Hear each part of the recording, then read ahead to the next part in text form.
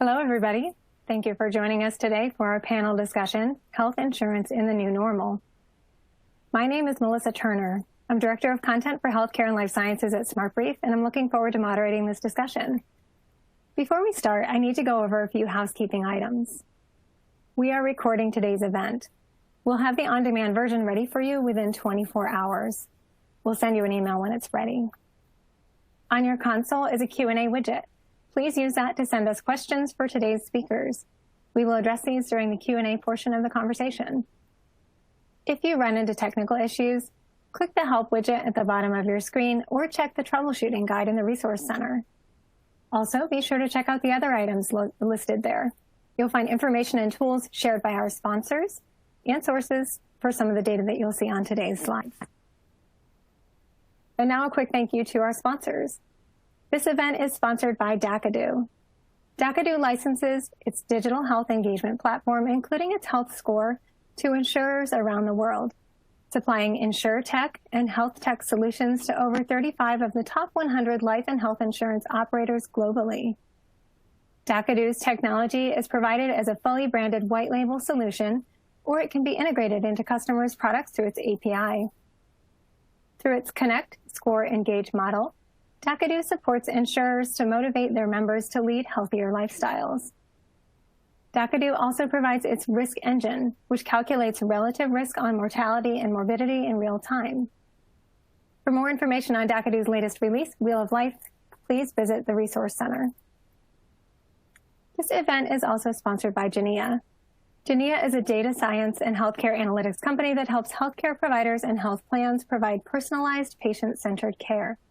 Clients use Genea's AI-driven data models, cloud-based technology, and analytic insights to identify and engage the right populations with the right care, improving cost, quality, and health outcomes.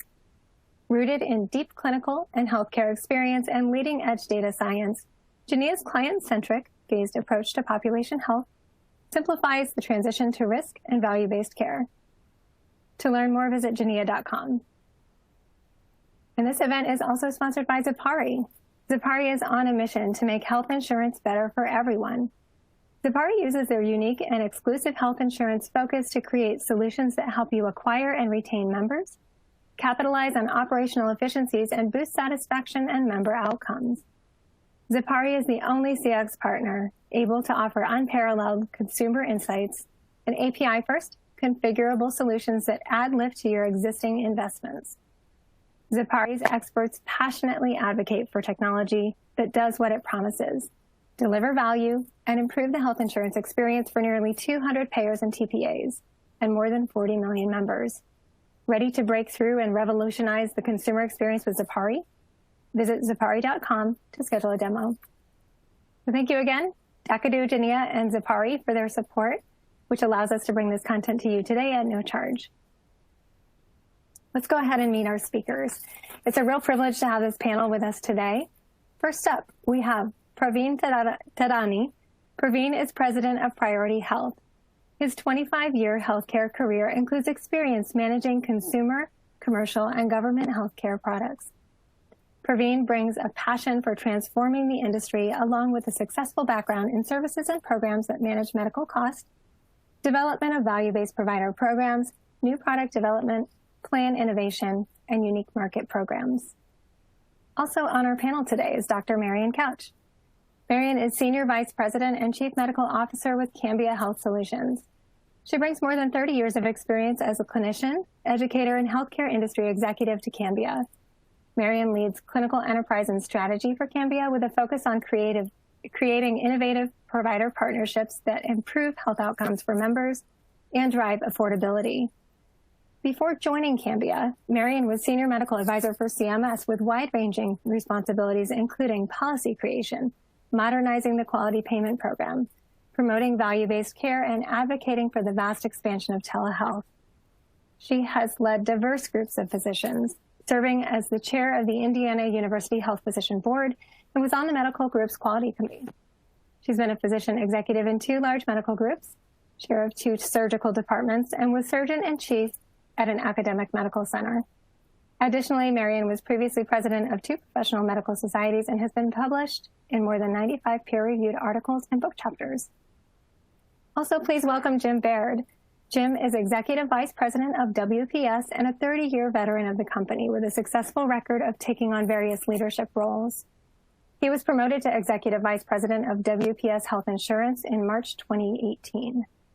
In January 2020, he was given additional responsibility for Epic Specialty Benefits.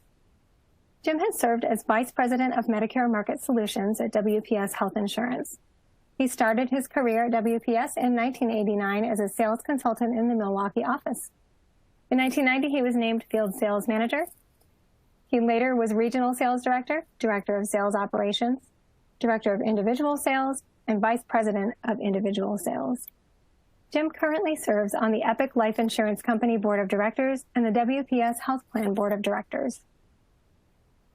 Finally, welcome to Jim Lofman. Jim is President of Intellectual and Developmental Disabilities Solutions for AmeriHealth Caritas. Additionally, he is President of Perform Care, the organization's full-service behavioral health managed care organization. Prior to his current appointment, he served as Executive Director of Perform Care in Pennsylvania. As President of Intellectual and Developmental Disability Solutions, Jim leads the team that coordinates care and social services for members with intellectual and developmental disabilities. Thank you so much to all of you for making time for this important conversation. We're going to jump into the conversation in a moment. Just want to orient you all quickly.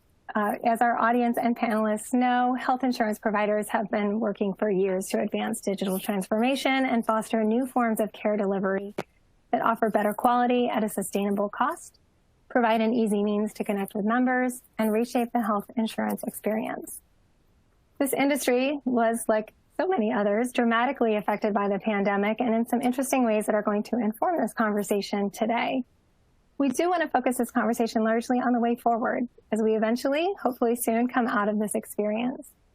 We'll touch on the themes that you see here on this slide, and we invite listeners to submit questions that they would like to pose to our panel about these or other topics. So we want to start today by talking about telemedicine. This was probably not a household term before the pandemic, but it certainly seems to be one now. You see some data here on the screen from a health affairs study of Americans with commercial or Medicare Advantage coverage. This is one of many studies documenting a large increase in utilization. So I want to ask our panel their thoughts on this. What has been the effect of this increase, and where should telemedicine fit into health care and health coverage moving forward? And we'll go ahead and start with you, Marion. Thanks, Melissa. You know, I heard you say we're going to look forward, but if I could start by looking in the immediate past for this question. I happened to be at CMS a year ago when this all sort of hit, and I was very much involved in the expansion of telehealth. And an important point is that CMS always was interested, especially this past administrator, in expanding it, but Congress was, they have the authority to do vast expansion beyond the public health emergency, and they have grave concerns about the costs. So going forward, it's going to be very important for us as stewards of our premium dollar to make sure we think about what the value is of telehealth, because I think we are already seeing that it's leading to an increase in cost. Now, some of that is remarkable. It's the vast expansion of medicine and transformation that I've never seen before in my entire career. And there's certain specialties in medicine where it's beautifully suited to advance, such as behavioral health. And I think that's been unbelievably transformative. But thinking very carefully about what's the evidence for telehealth in terms of services and how we pay for it going forward is going to be essential, because otherwise we're going to potentially have a lot of high volume, low value care. And I think that, for instance, the largest insurer in the country is also a little bit concerned about fraud. So we have to be a little bit careful about how we think of it. For me, telehealth is a huge asset if properly used. It also has the potential to think about fragmenting care. So a lot of insurers, such as Cambia, for instance, has already been, and for many years, very interested in the expansion of telehealth. But I think we're at a moment in time where we can think, as we come out of the pandemic, the public health emergency, how to look at evidence to make sure we're really giving our members high value care with this. And again, I think it's going to depend on fields of medicine and how we use it to augment our provider networks in particular. Well, thank you, Marion. I'm going to use last names to keep us from getting confused with our two Jims. Jim Baird, you want to weigh in on this question next? Yeah, thanks, Melissa. I completely agree with what Marion said. I think the appropriateness and the value of the care is something that's really important going forward. Let's take a very close look at. For my company, WPS Health Solutions, we did see a significant increase in the usage of telemedicine, not the 23-fold that the Health Affairs article mentioned, but it was 17-fold, which is significant. But what was really interesting is that there was much less of an increase for our national service that we use. There was only an 18% increase, whereas the local provider groups and the telemedicine provided through them, that's where that 1,700% increase came. So to me, that really spoke to the value of people being able to connect with their own doctors, and not just any doctor will do. One thing we did that I think increased that utilization was we offered 100% coverage during the public health emergency. We thought this was important because we just wanted people to maintain their pre-pandemic care as much as possible. I think going forward, we're going to see a much higher rate than the pre-pandemic level of using this benefit. It'll settle somewhere between the pandemic level and pre-pandemic level, I think. And a lot of it will be driven by what employers do. And for example, I read a report recently that the advisory board did that said telehealth expansion will be the top benefit that employers plan to make in 2021. So we'll see what kind of an impact that has. Well, thank you, Jim. Praveen, do you want to give us your take from Priority Health? Absolutely. I appreciate it. I want to build on what Marion and Jim really said. So I think Marion made a very important point saying you really got to focus on outcomes and value.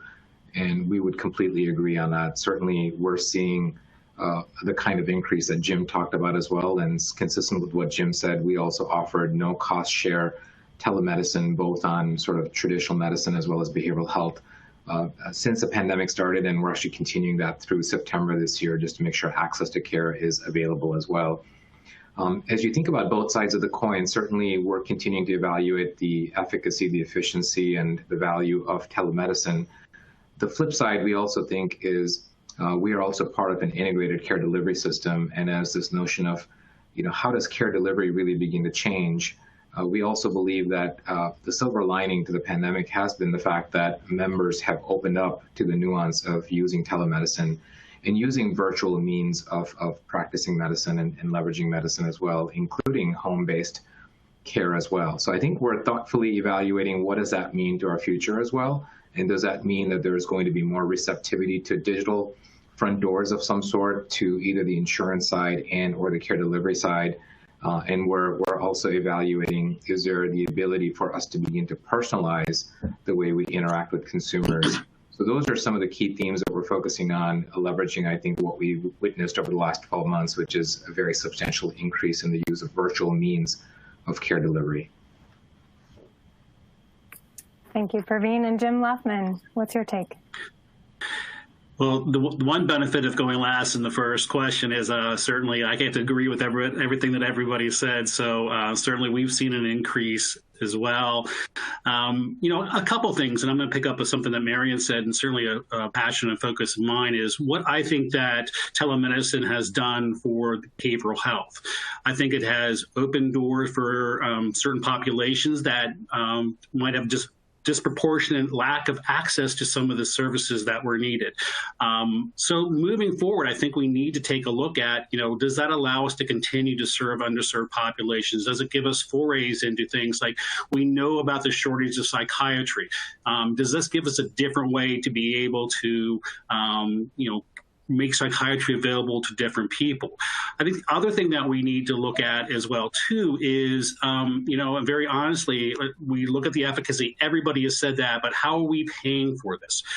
Certainly, there's been some studies about it's cheaper, in some studies to produce the telehealth.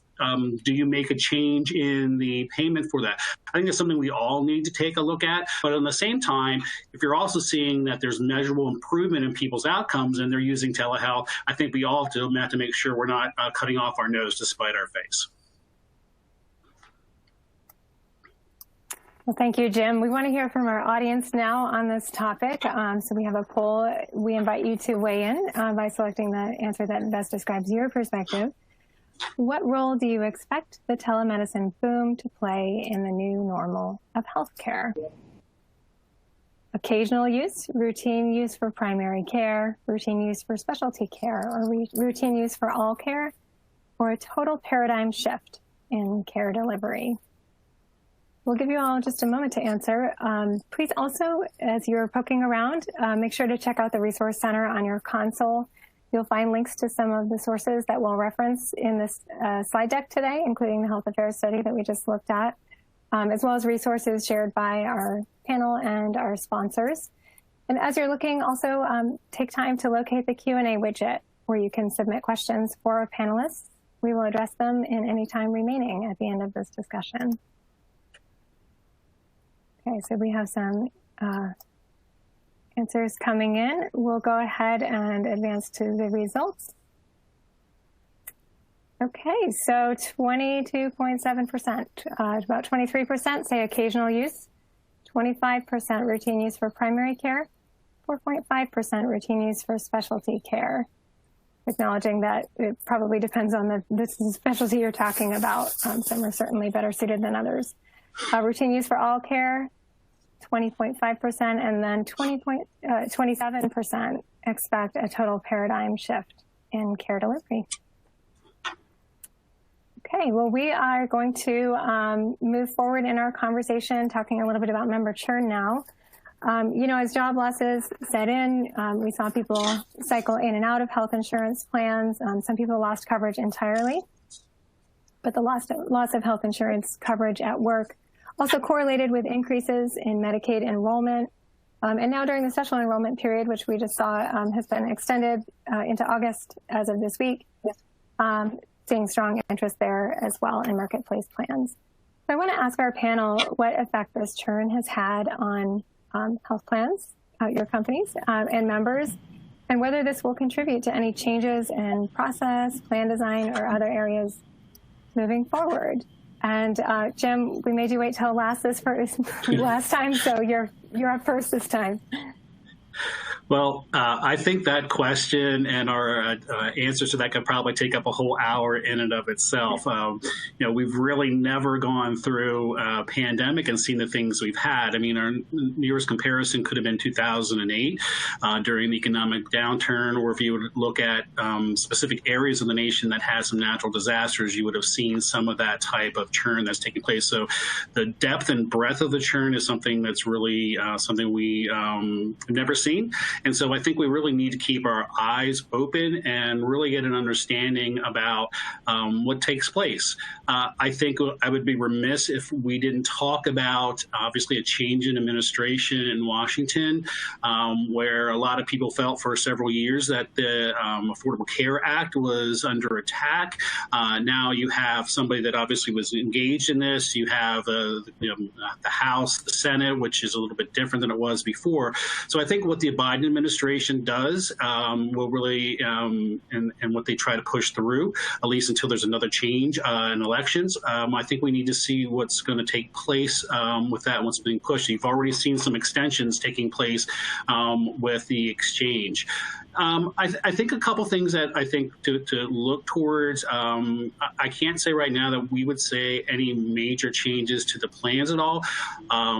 Those who've been following for a while know that even pre-pandemic parity legislation around mental health and behavioral health and substance use disorder was getting a lot of attention. There were some pieces of legislation that were passed in New York and California, for example, which ups the ante a little more than what the federal government is. So I think think those are some things that we need to keep our eyes on. And I also think, too, as far as, the churn and the different type of memberships and expectations from customers, I'll go back to our previous question. I think what telehealth adds to the mix and how we add that to plans and that benefit is something that I think we're all going to be studying and making decisions about.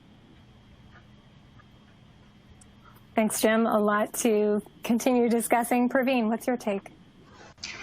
Yeah, thank you. So, we thought about it in the following sort of manner, right? So first and foremost, as you articulated, ensuring access to affordable healthcare was our number one priority. So we certainly put a lot of processes in place from a business continuity perspective to ensure that our employer-based insured members get continued access to affordable healthcare for as long as possible. So at one point during the height of the pandemic, Priority Health actually introduced a new no-gap coverage combination plan, pairing a short-term plan with an individual plan to make sure that if someone lost their job, they wouldn't lose coverage. But probably the most relevant piece was this notion of digital first. So we moved many of our processes. So as an example, the use of digitized enrollment forms instead of faxes. So I think this was a really good turning point for us to move towards digitization and focusing on digital first. And that led to another theme that we saw play out, especially with our exchange membership, the individual exchange membership. So we rolled out a unlimited primary care, but virtual primary care plan on the exchanges. And during the last open enrollment period, and we're seeing that continue in the special enrollment period right now as well, about 10 to 12% of people that are picking a Priority Health plan are actually picking this virtual only plan. As they pick plans. So certainly we believe that digital first and virtual first, there is something there. Again, time will tell exactly what shape it takes, but we're seeing some deep interest in that. And I'd say the second major theme, which certainly as you articulated, we've certainly seen more individuals moving towards Medicaid and the exchanges. And certainly that creates a potential demand for better understanding social determinants of health. So we were also the first payer in the state of Michigan to actually offer in our value-based programs incentives for providers recording what we call Z codes, or that's where you record social determinants of health.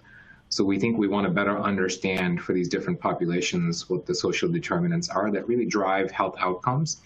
And that understanding will help us to better serve their needs moving forward as well. So those are probably the two major changes that we envision. One is digital first, and the other one is a deeper focus on social determinants. Thank you, Praveen. Jim Baird, what is your perspective at WPS? Yeah, so for my company, we did a number of things to try to keep to provide stability for our clients. Some of those were relaxing the actively at work provisions, so employees on furlough could still have coverage. I know a lot of health plans did that. We also provided premium payment flexibility because there was financial pressure for some employers to meet payroll and other things.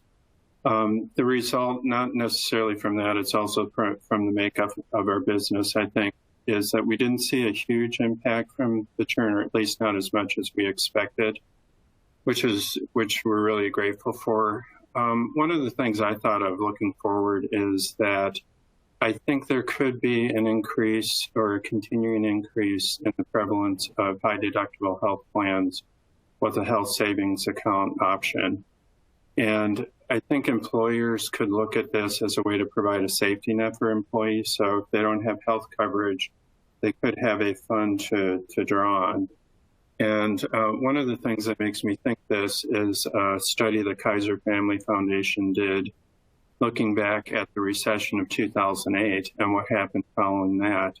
So if you look at the 3 years following the recession, the prevalence of high deductible health plans increased from 10% in 2009 to 18% in 2011. And I think we could see something similar as we come out of this pandemic. Well, thank you, Jim. Marion, what's your take?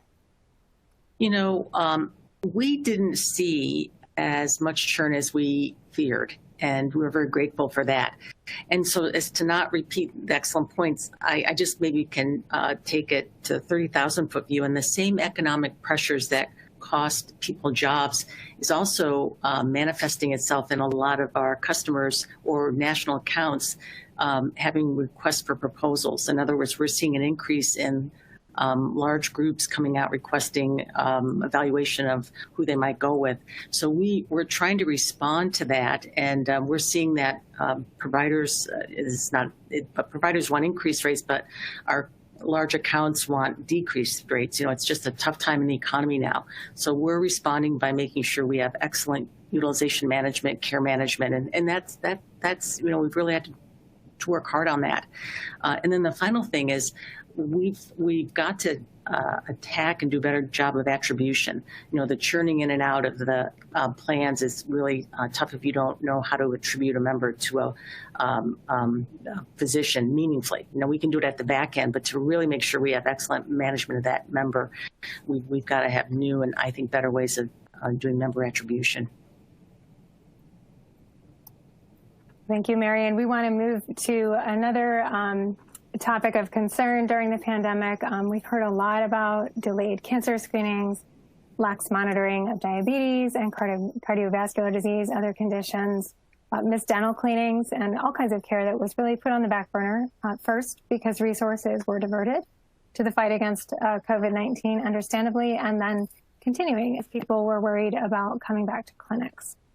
So I want to ask the panel now to talk about this trend and what it means, what it tells us about the state of healthcare today and how it will shape healthcare and the health insurance landscape moving forward. And Praveen, let's go ahead and start with you for this one.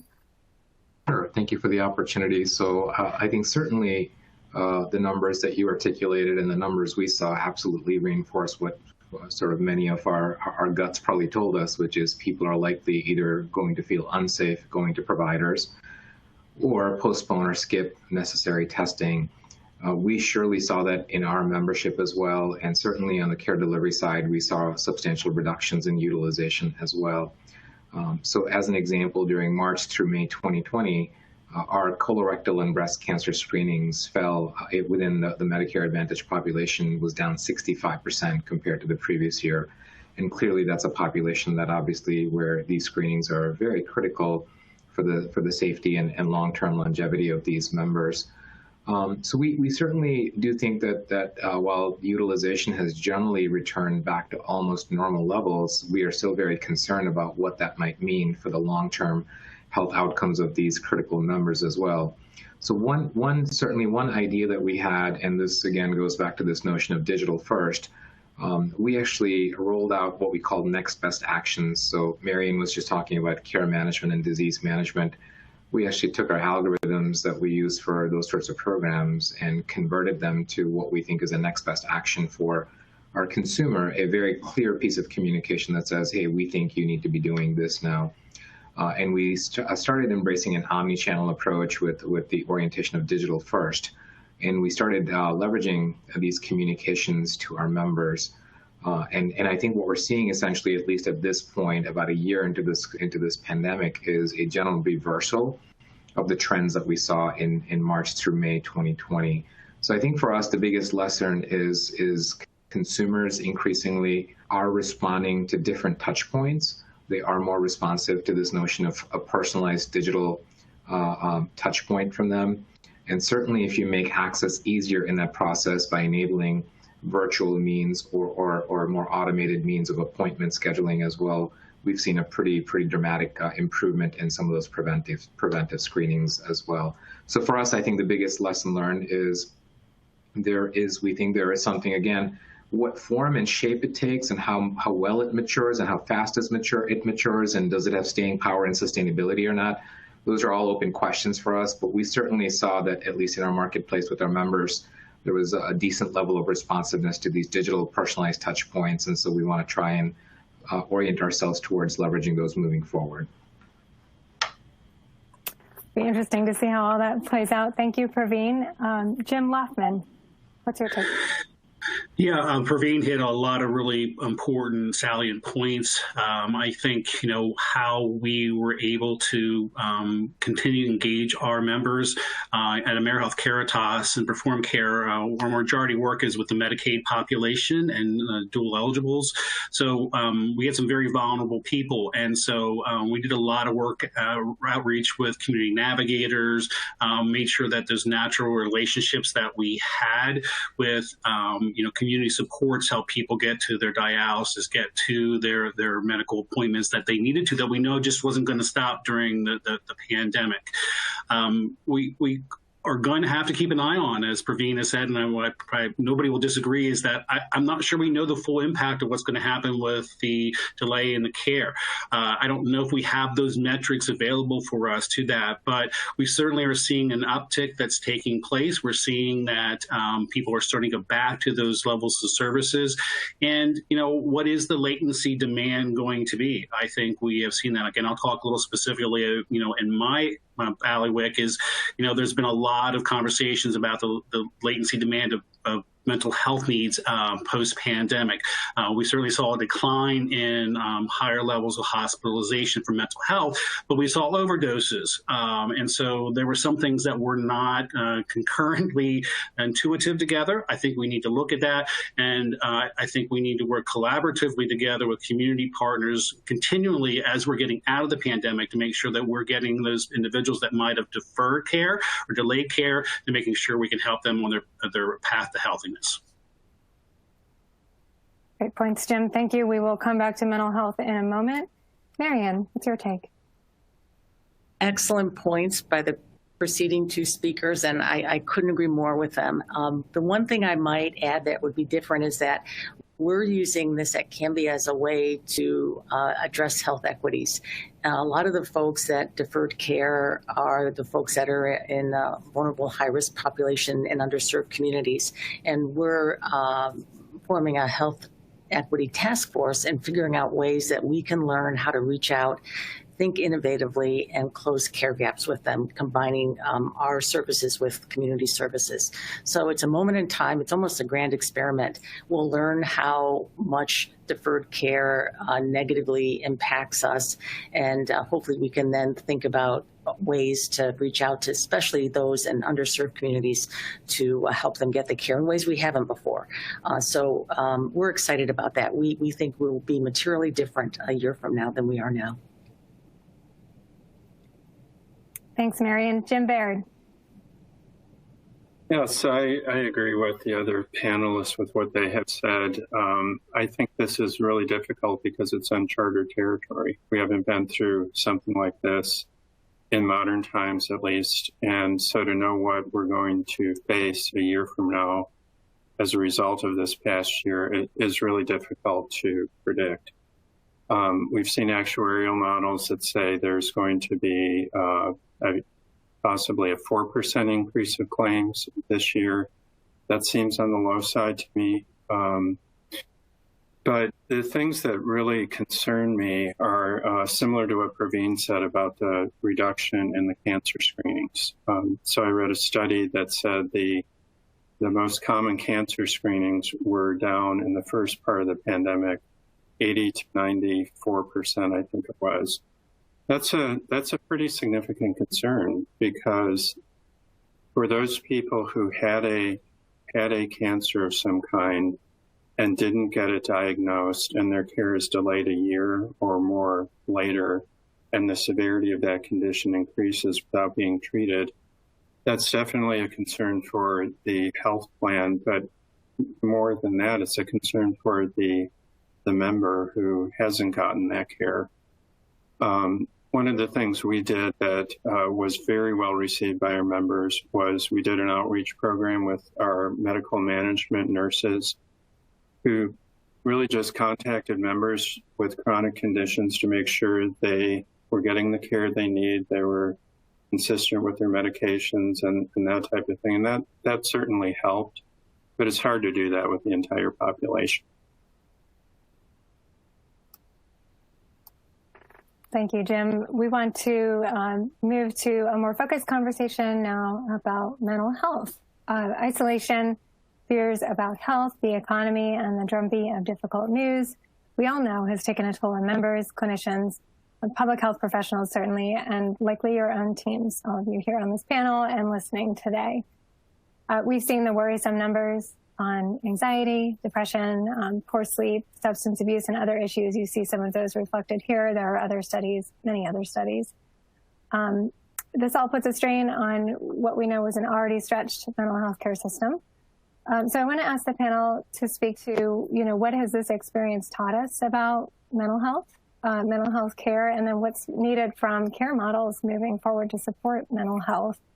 And Jim Baird, we'll go back to you, please.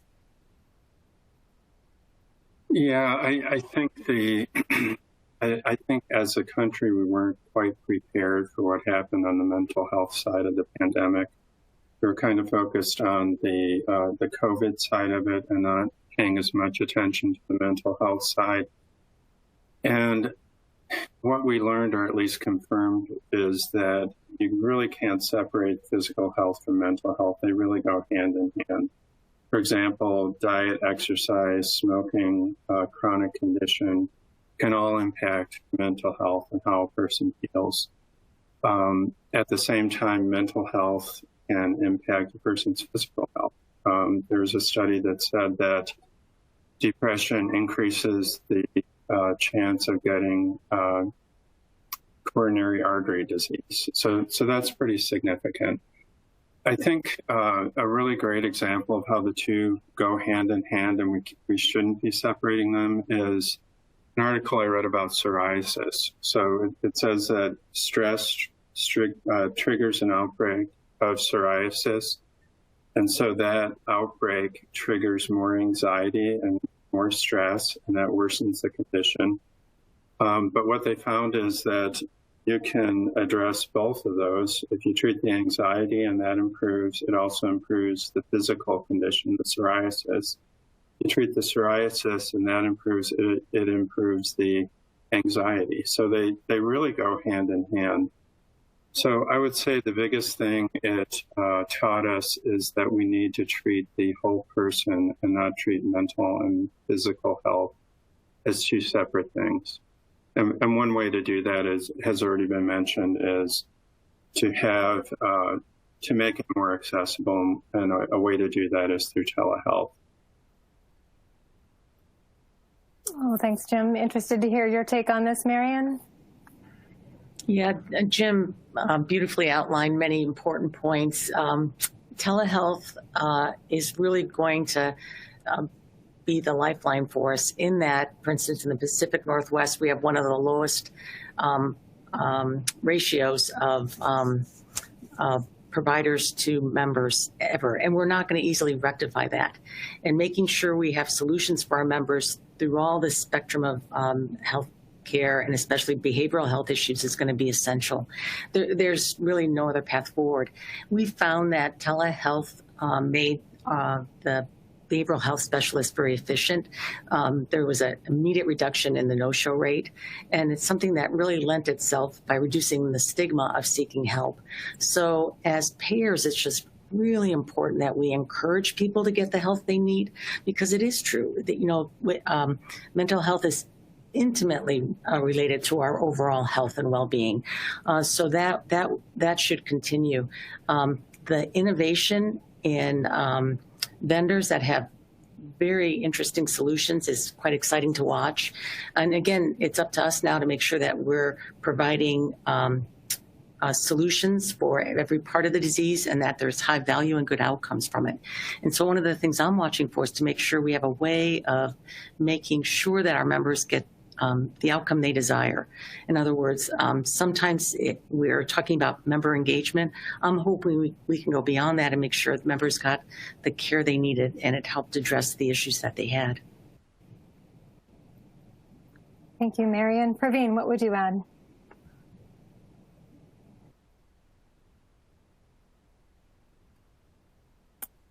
Praveen, you may be muted. You're absolutely right. I apologize. I think the preceding speakers have done a great job articulating an area that I think rightfully deserves, even more attention. So For the longest time throughout all of our careers, we've talked about how underutilized behavioral health is and what the deepest connections between behavioral health and as well as physical health. And I think Jim did a really nice job articulating that. Psoriasis is a great case study because late last year, many payers, ours included, started seeing a rise in use of psoriasis medicines, prescription scripts, and specifically some of them are specialty drugs and certainly quite expensive as well. So I think there's a very deep connection. Interestingly, in Michigan, you'd be interested in knowing that there was a pretty substantial challenge to start with. So we estimate that about 650,000 Michiganders with a mental health illness and over 500,000 Michiganders with a substance abuse disorder didn't receive treatment for their conditions to begin with. So this is pre-pandemic. So we are certainly watching this pretty closely. And interestingly, populations with the highest share of individuals going untreated include the uninsured, which is about 65%, Medicaid about 49%, and then certainly on the substance abuse side, the populations that are more disadvantaged are Medicare Advantage and commercial populations. So we've been watching this substantially. We certainly do believe that it is possible that we may see some substantial expansion of behavioral health utilization over the next few years. We also believe that this is an area that moves a little slowly. So I don't think we're seeing any urgent or emerging trends immediately, but I think this is going to be an area that we all rightfully ought to invest more time and attention to. So just in terms of our reactions, we did launch pretty quickly a solution called My Strength. It's an online mental wellness service, and it's free to all of our members. And as Marion articulated, we also offered $0 behavioral health virtual care as part of all of our plans. All that said, I think this is an area we're going to watch pretty carefully over the course of the next several years. We do think there's not only substantial opportunity to improve what we offer to our consumers in a way that is personalized for their needs, but also some emerging technology as well as emerging solutions that we think will bring more relief to this area. Thank you, Praveen. Jim Lofman, you brought up mental health before when we were speaking about deferred care. What would you add to this portion of the conversation? Well, living and breathing behavioral health all the time is my job. It's great to hear my colleagues certainly, supporting what we've been talking about for a long time. And, I'm going to start with something a little bit different. Is I think the one thing that we've learned about mental health is, and we should celebrate this, that people are resilient. A lot of people who have been suffering with mental illness and or substance abuse disorders have made it through a tough time, and they found ways to be able to do that through support systems, through evidence-based programs like MAT for people with substance use disorder. It's allowed them to maintain their recovery, and that's great. And I think we need to make sure that we continue to harness that and really study what has allowed people to be able to do that. The other thing that the pandemic has done in a positive way is it has allowed for the conversation to take place and almost quote unquote normalize the talk about mental health. And we still know there's a big stigma out there, but it has allowed us to start talking about it. And so therefore the connections that my colleagues have talked about the whole health, about the whole person, has really accelerated those conversations. So that's some of the really positive things that I think has taken place. I think we need to look towards the future. There's been mixed studies about whether there will be a true latency demand for behavioral health services and whether that is really going to be this big pressure, this big bubble that's going to press forward. And there was a recent study from the UK that said, we're not too sure about that because people have made it through because of resiliency. I'm concerned about, and we need to keep an eye on suicidality as a result of what's taken place. There was obviously a very famous CEO that took his own life, and it was attributed to the long-term physical effects of COVID. I think we need to look beyond sometimes just the immediacy of that anxiety, of depression, and isolation, but what could be those long-term implications. I think it's incumbent upon us to, again, go back to that, the theme that first started, that Jim talked about, is truly understanding connectivity between the body and mind, and we need to treat the whole person. Thank you, Jim. Great points. We want to move this conversation toward another issue that has gained a lot of attention in the past year. The pandemic put a spotlight on longstanding healthcare disparities And COVID-19 itself took a substantially heavier toll on Black, Hispanic, and Native American populations. These issues certainly are not new, but the conversation around healthcare disparities certainly became more prominent in the past year, given COVID-19 and the coinciding of that experience with society's conversation about systemic racism.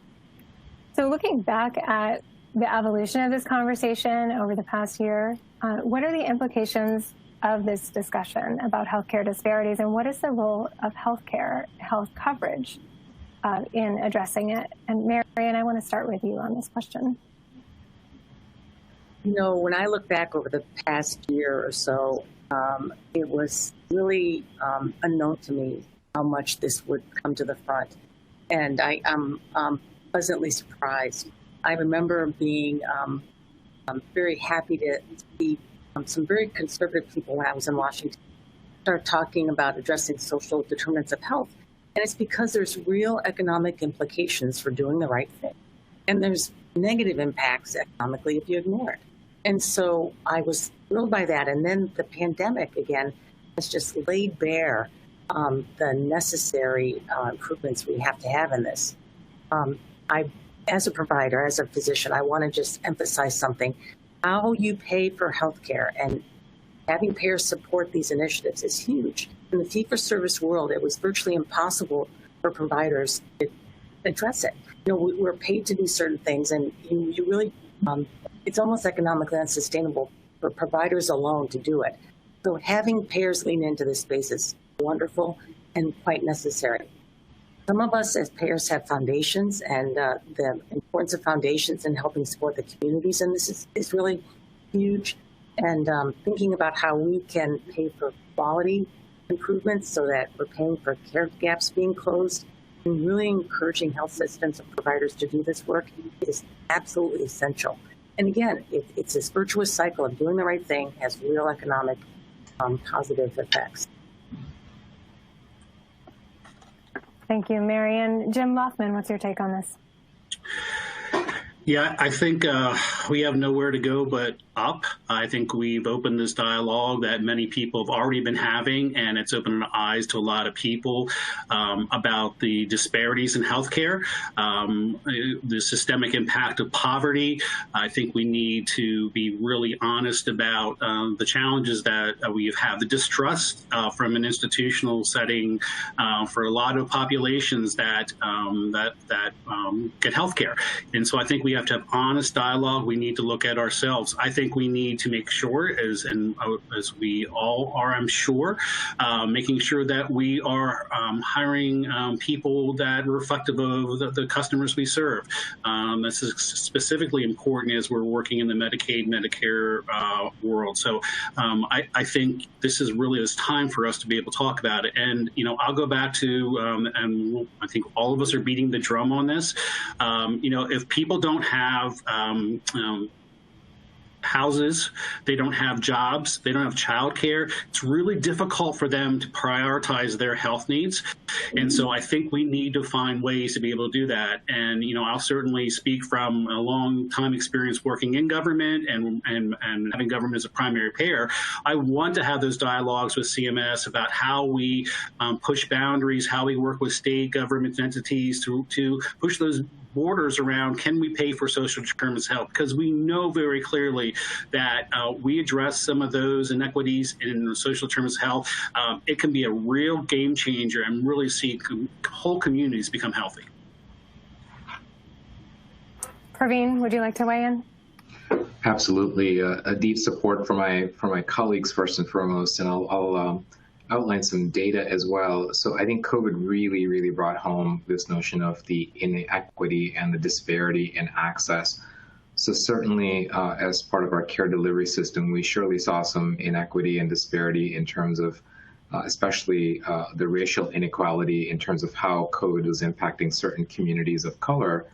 But as we started focusing on vaccinations, both on the care delivery side as well as on the insurance side, and for my part of the organization, Priority Health, we really view ourselves as facilitators of care. And so as we started tracking who was getting vaccinated, we found that there was probably a 12 to 15% disparity between people of color and non-people of color in terms of vaccination rates. And so we actually took on what we call a social vulnerability index, and we embedded that in our algorithms in the way we reach out to our consumers to tell them about vaccination assets across the community. We have successfully in the last couple of months closed that gap to about 5%, which is still very huge, but we certainly feel very proud of the work that we've done. So the notion of disparity is very real, and if that's happening around COVID vaccinations, imagine that we've been living for decades with that level of disparity. So we certainly have made a commitment to continue solving for the disparity and the equity issues in our communities. You heard me talk a bit earlier about paying our providers to track social determinants of health, so that certainly is one area. There are many additional programs that we've put into place. We have, for our Medicaid members, we have Centering Pregnancy and Maternal Infant Health Program. We have also committed to building 15 different outdoor fitness courts in underserved communities. And lastly, I think, Marion, you talked about this as well. We've committed at least $100 million over the next 10 years on programming and services that address inequality in healthcare in our communities as well. Very important topic, and one that I truly believe that we as healthcare executives absolutely need to be committed to. Thank you, Praveen. Jim Baird. I really appreciate all the points the other panelists have made. I couldn't agree more. On the one hand, what we went through with the pandemic was really tragic because it accentuated what we knew existed, these disparities. I think the silver lining from it is that it's getting the attention it really needs more than ever, and I'm very grateful for that. I think there are two things that we can do among many. One is we can use data analytics better to identify where the gaps in care are occurring with different segments of the population based on race or sexuality or other factors. And then we can do outreach. Knowing that data, we can do outreach to help bridge some of those gaps. It can be a little challenging because of the distrust Jim mentioned.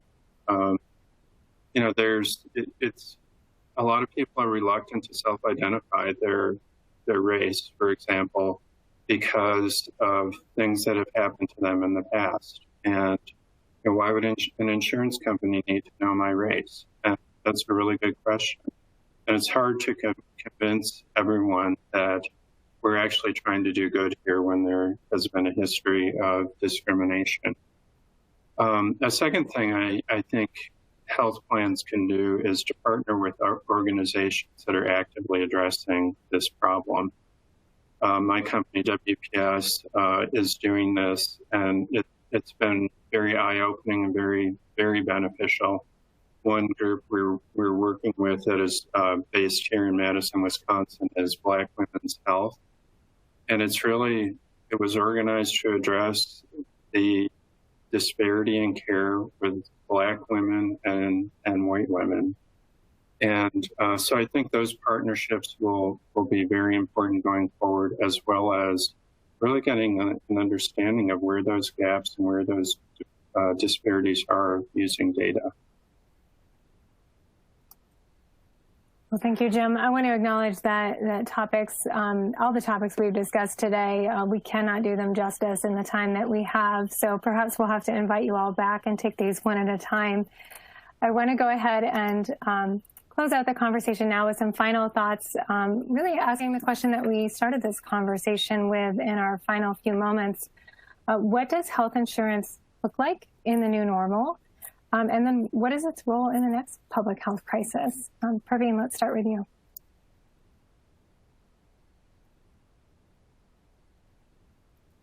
Praveen, you may need to take yourself off mute. I apologize, I did it again.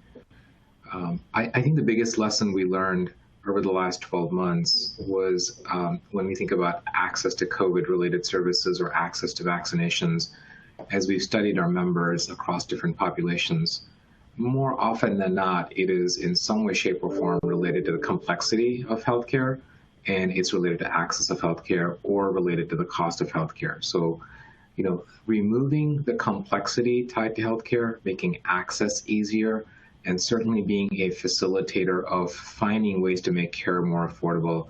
I think that's the future of us as an insurance company, not just offering a plan that's affordable, but ensuring that the technology behind it supports the notion of simplicity and supports the notion of access and removing barriers to care. So that's the kind of world that I envision, so that when the next public health issue exists, that we are there to be fully at the forefront, supporting all the different efforts that might be taking place and ensuring that we're closing gaps for our consumers in the most effective and efficient way moving forward. Thank you, Praveen. Jim Baird, back to you. Yeah, a couple of things. A different aspect on this is really the virtual versus in-person aspect of relating to our members. So telehealth, we've talked a lot about. That's a big component, making sure there is availability for that so people feel safe and care they need. I think it's other things like making virtual an alternative for meetings, member seminars, that type of thing. We do seminars on a regular basis, and we quickly shifted to virtual after the pandemic started. We didn't really see a drop in attendance, but going forward, if we made both alternatives available, so we meet the needs of the different perspectives of our members. I think the other big thing is having policies in place in advance that can be implemented very quickly. We learned a lot from the pandemic of how employers are impacted and how their coverage could be impacted. So having policies ready to implement, like early prescription drug refill, the actively at work provision, timely filing of claims. We had providers contact us about that. So having them, so we don't have to figure them out as we go, but having them ready to go the next time there's an emergency, is important. Thank you, Jim. Jim Lofman. Excellent points from Jim and Praveen. I think accessibility to service and making sure that, again, there were a cohort of individuals that stayed healthy. What happened? How were they able to do that? What were the things? So making sure we understand what worked during this time and not throw that out once the pandemic or public health emerges over and say, oh, we're going back to whatever normal is, but really taking those lessons and learning that, making sure that that we're also looking at, the research and the evidence about what things we needed to change and being collaborative and the things that we've seen. We've seen a lot of collaboration between providers, payers, government, employer groups. I think that continued collaboration is going to be so important that we continue that type of work, because we don't know what the new normal is going to look like. And I think that continued dialogue and the continued analysis of where we've gotten and where we're going is going to be imperative for us to be successful and in keeping people healthy. Thank you, Jim. Marion, let's give you the last word on this. Building on what Jim said, I think in the future, if we are more partners with providers, it's going to be huge. And the reason I say that is we've seen evidence that those in value-based arrangements were able to pivot some of their workers in their systems to track their members better and reach out. And the per member per month payments or some sort of sustainable payment really supported those practices. And I think that type of partnership is really going to be important if we go through one of these once in a lifetime. So I'm hoping not again, but if we go through something like this again, I think they'll be really helpful. Well, thank you, Marion. We are just about at the top of the hour, and that is all the time that we have for today. My team and I are so grateful for the time and expertise shared by everyone on this panel. Jim Lofman of Perform Care and AmeriHealth Caritas, Jim Baird of WPS, Praveen Thadani of Priority Health, and Dr. Marion Couch of Cambia Health Solutions. Finally, thank you to Dakadu, Jania, and Zipari for making this conversation possible. This concludes today's webcast. Have a great day.